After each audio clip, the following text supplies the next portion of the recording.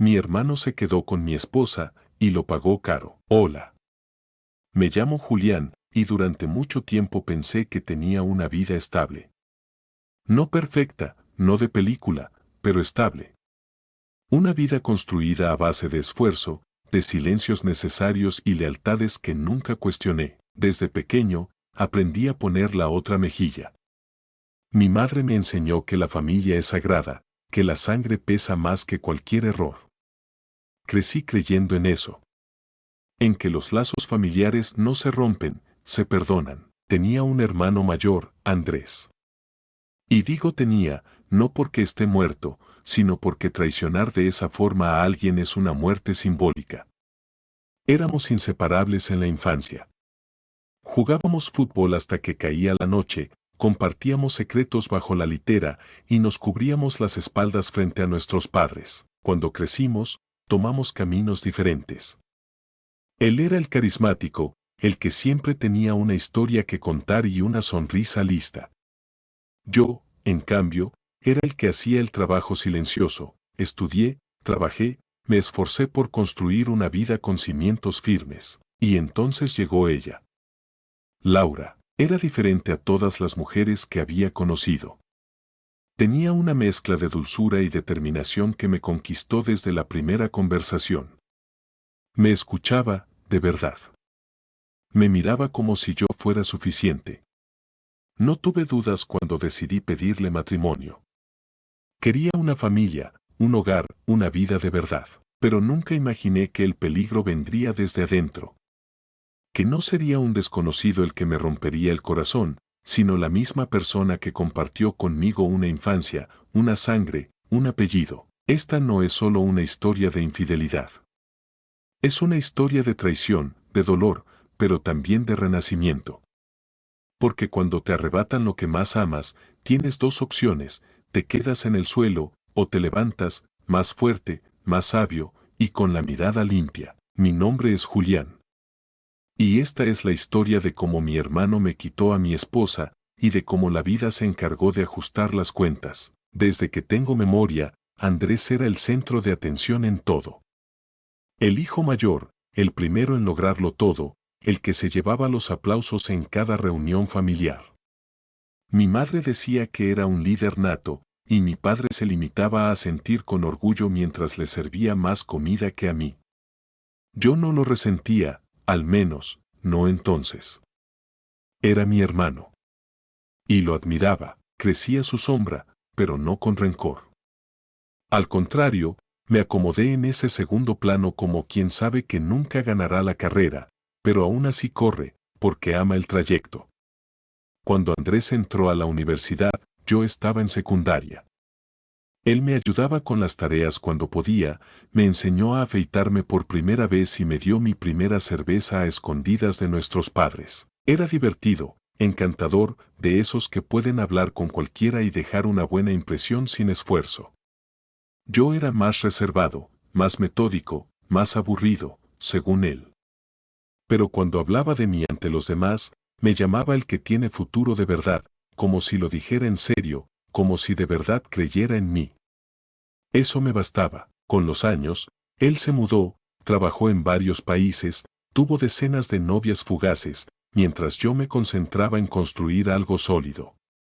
Me gradué de ingeniería, conseguí un buen trabajo y empecé a salir con Laura.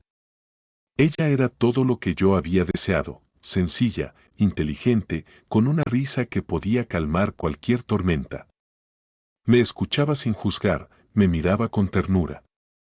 Me hacía sentir que yo también merecía ser protagonista en mi propia historia. La primera vez que le presenté a mi familia, Andrés no estaba. Estaba en Europa, como siempre, viajando de ciudad en ciudad. Fue meses después, durante una Navidad, cuando finalmente coincidimos. Recuerdo ese día como si lo estuviera reviviendo ahora. Andrés llegó con su típica arrogancia disfrazada de simpatía.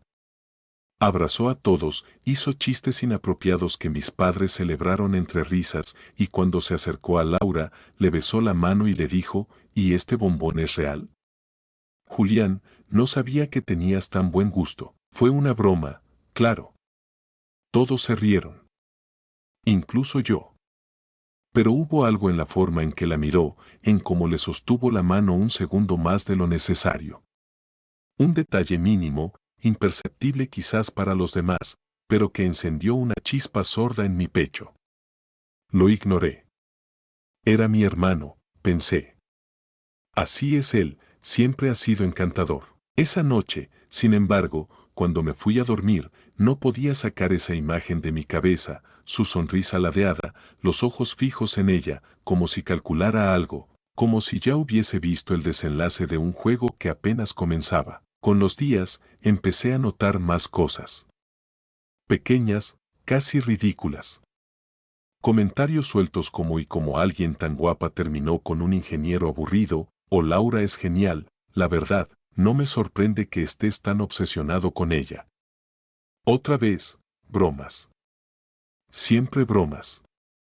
Pero detrás de cada una semilla. Aún así, no podía imaginar hasta dónde llegaría su descaro. Porque cuando confías en alguien con todo tu corazón, lo último que piensas es que ese alguien está cavando lentamente el agujero donde piensa enterrarte. En ese momento, aún no lo sabía. Aún creía que la familia estaba por encima de todo. Que mi hermano perfecto, jamás sería capaz de traicionarme de la forma más vil. Pero estaba a punto de descubrir que hay traiciones tan profundas que no vienen con gritos ni discusiones. Vienen disfrazadas de abrazos, de risas compartidas, de confianza ciega. Las traiciones más dolorosas no llegan de golpe. No son relámpagos en medio del cielo despejado. Son más bien como goteras lentas que, con el tiempo, terminan pudriendo el techo sin que nadie lo note, hasta que un día todo se cae. Así empezó Andrés, poco a poco, como quien no quiere nada, como si fuera parte de mi vida y no una amenaza dentro de ella. Esos unos días se volvieron semanas. Compartíamos el desayuno, hablábamos por las noches, recordábamos cosas de la infancia, al menos eso parecía. Lo cierto es que él se estaba metiendo, sin que yo lo viera, en mi rutina, en mi casa, en mi relación. Al principio, me parecía inofensivo. De hecho, me hacía gracia lo bien que se llevaba con Laura. Cocinaban juntos, veían películas, se quedaban hablando cuando yo debía salir temprano por trabajo. Pensé que era lindo que se entendieran. Que fueran amigos. Incluso me alegraba que ella tuviera a alguien con quien compartir mientras yo me mataba en la oficina para darnos un futuro, pero pronto empecé a sentirme desplazado. Llegaba y encontraba la mesa puesta para dos, ellos. Me sonreían y me guardaban comida, claro, pero el momento ya había pasado.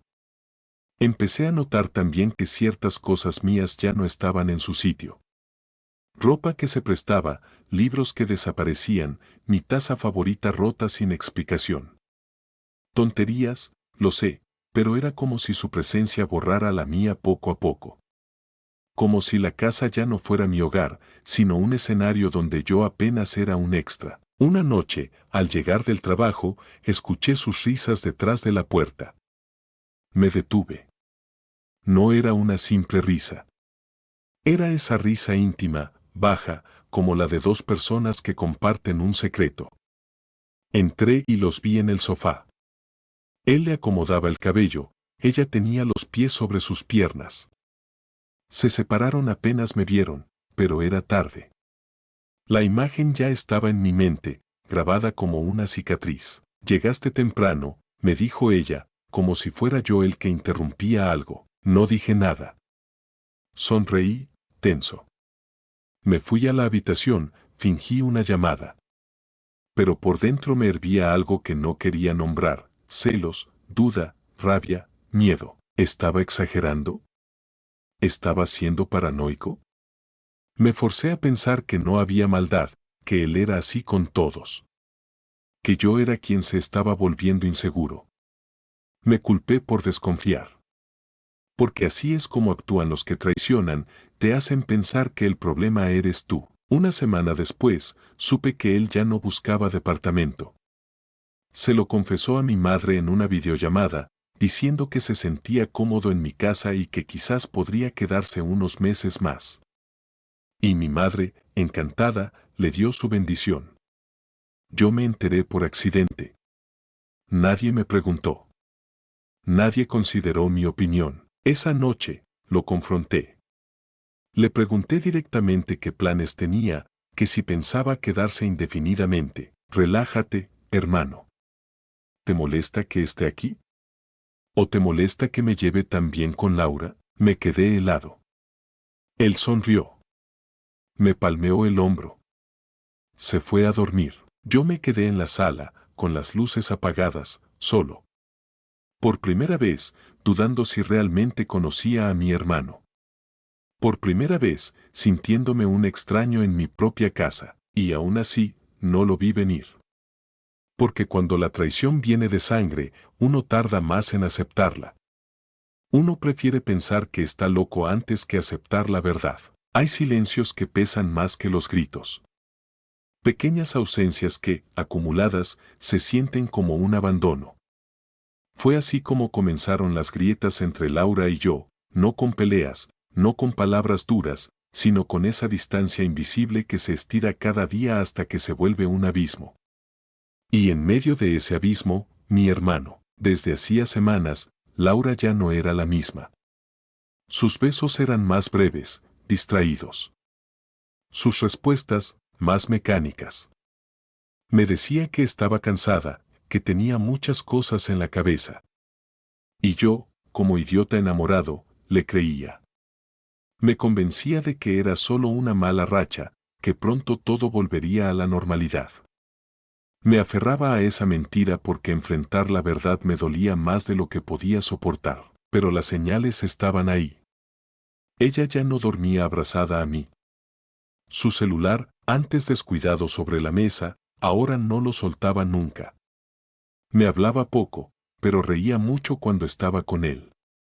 Incluso una vez entré al comedor y los encontré mirándose en silencio, sonriendo de esa manera cómplice que uno solo tiene con alguien a quien desea. Una noche, mientras ella se duchaba, su teléfono vibró varias veces. Lo ignoré. Quise hacerlo. Pero algo en mi estómago me apretó con una fuerza que no supe controlar. Lo tomé. No lo abrí. Solo vi la notificación en la pantalla. Gracias por hoy. Cada momento contigo se siente como escaparse de todo. Y el nombre era él. Andrés. Me quedé en shock. El corazón me retumbaba en el pecho como una alarma. La cabeza me decía que no sacara conclusiones, que quizás era algo inocente. Pero el instinto me gritaba otra cosa. Esa noche no dormí. Me acosté fingiendo normalidad, mientras por dentro me desmoronaba. Ella se acurrucó a mi lado como si nada. Y yo ya no sabía quién era esa mujer ni qué había hecho con la mía. A la mañana siguiente, me inventé una excusa para faltar al trabajo. Tenía que saber. Tenía que ver lo que pasaba cuando yo no estaba. Esperé. Fingí salir. Me quedé en la esquina, mirando desde lejos. A las 11 de la mañana, mi hermano salió a comprar pan. Al volver, llevaba 2 cafés en la mano. Subió y, minutos después, se abrió la ventana del apartamento. Laura apareció en bata. Riendo. Le arrojó una servilleta. Él le devolvió una sonrisa. Tomaron café juntos en el balcón, sentados muy cerca, compartiendo auriculares, mirándose con esa intensidad que ya no era mía. Me sentí como si me hubiera tragado el piso. Era como ver una versión alternativa de mi vida en la que yo nunca existí. En la que mi hermano había tomado mi lugar y ella se lo había entregado sin dudar. Pero lo peor no fue eso. Lo peor fue que aún así, cuando subí unas horas después, ellos actuaron como si nada. Me saludaron con la misma familiaridad de siempre. Me preguntaron por mi día. Me ofrecieron cena. Y yo, tragándome la bilis, sonreí. Fingí. Porque no estaba listo para enfrentar lo que ya era evidente, ellos me habían traicionado. Me estaban quitando todo. Y lo hacían con una naturalidad que me partía el alma. Desde ese día, las grietas fueron imposibles de ignorar. Ya no éramos 3 personas conviviendo, era yo habitando la sombra de lo que una vez fue mi vida, y lo peor aún estaba por venir. La rabia es un animal silencioso que se alimenta del silencio, de las sonrisas hipócritas, de los besos en la frente que esconden puñales en la espalda. Y yo lo sentía crecer dentro de mí cada día que pasaba con ellos, actuando como si nada estuviera ocurriendo, como si mi mundo no se estuviera derrumbando en cámara lenta. Durante semanas, no dije una palabra. Observaba. Analizaba. Me convertí en un extraño en mi propia casa. No podía enfrentar la verdad con gritos vacíos. Necesitaba pruebas. No para convencerlos a ellos. Ya sabía que no se sentían culpables. Necesitaba convencerme a mí mismo de que no estaba loco, de que no era víctima de mi imaginación, de que mi intuición no era un error emocional. Y fue un viernes por la noche, cuando ella me dijo que saldría con sus amigas del trabajo, que supe que ese era el momento. Esperé unos minutos. Salí. Tomé un taxi. Mi hermano tenía un pequeño apartamento en el centro, el que supuestamente usaba solo para descansar después del gimnasio o para trabajar tranquilo. Pero esa noche, las luces estaban encendidas. Me quedé en la esquina, con el corazón latiendo como un tambor de guerra. La puerta se abrió. Ella salió primero. Llevaba puesto un vestido que yo le había regalado en nuestro aniversario. Después salió él. Sonriendo, tocándole la espalda con la familiaridad de un esposo. Ella lo besó en la comisura de los labios. Corto. Rápido. Pero no era un beso inocente. Era el tipo de gesto que solo existe entre personas que se pertenecen en secreto. Me quedé paralizado. La ira no me cegó. Me iluminó. Por primera vez, lo vi todo claro. Me fui directo a casa. No los enfrenté en la calle. No quería una escena. Quería dignidad. Esa noche no dormí. Pasé horas escribiendo. No insultos. No amenazas. Solo una carta. Cruda. Precisa. En la que les explicaba lo que sabía. Lo que había visto. Lo que sentía. No pedía explicaciones. No necesitaba su perdón. Solo les decía que me había liberado de la mentira, que ya no formaban parte de mi vida, que no cargaba odio, pero tampoco olvido. Cuando llegaron, al día siguiente, todo estaba en su lugar, excepto yo. Yo ya no vivía ahí. La carta estaba sobre la mesa. Las llaves también. Los dejé con todo. Con la cama, con los platos, con los recuerdos. Yo me fui con lo más importante, mi dignidad, mi verdad, mi nueva vida. El estallido no fue de gritos. Fue de verdad. Y esa verdad los alcanzó como una ola helada, rompiendo esa fantasía en la que creían que todo seguiría igual. No volvió a haber cenas familiares. No hubo más cumpleaños compartidos. No hubo más buenos días, hermano. Se acabó todo, porque a veces el estallido no es cuando se grita, sino cuando uno decide irse, y no mirar atrás. Después de irme de aquella casa, con las manos vacías pero el corazón en 1000 pedazos, me prometí a mí mismo no volver a ser víctima. No dejaría que el dolor definiera mi vida ni que la traición de mi hermano y de Laura me consumiera por completo. Tenía que seguir adelante, reconstruir lo que quedaba, paso a paso. Pasaron los meses. El silencio fue mi único aliado. Cerré ese capítulo con la firmeza de quien sabe que merece algo mejor, que no puede vivir en la sombra de quienes eligieron hacerle daño. Me enfoqué en mi trabajo, en mis amigos, en mí. Aprendí a quererme otra vez, pero la vida tiene formas curiosas de hacer justicia.